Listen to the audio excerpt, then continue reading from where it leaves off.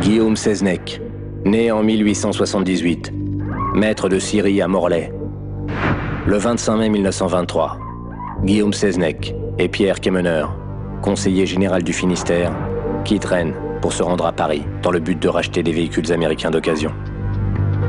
2 jours plus tard, seul Seznec revient de ce voyage. Une enquête concernant la disparition de Quémeneur est alors ouverte. 3 semaines plus tard, une promesse de vente dans laquelle Quémeneur s'engage à vendre à Seznec une propriété au prix de 35 000 francs est découverte. Cette promesse de vente, datée du 22 mai 1923, soit 3 jours avant la disparition de Quémeneur, est un faux. Guillaume Seznec est arrêté et inculpé d'assassinat. Le 6 juillet, au cours d'une perquisition à son domicile, la machine à écrire ayant servi à taper la promesse de vente est saisie.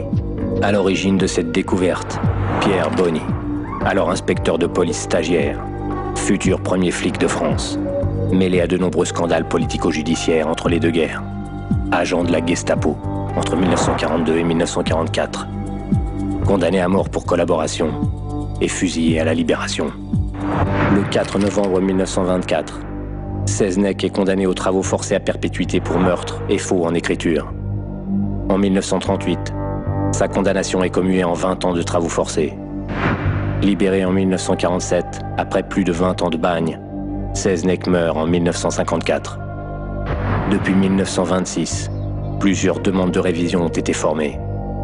En vain.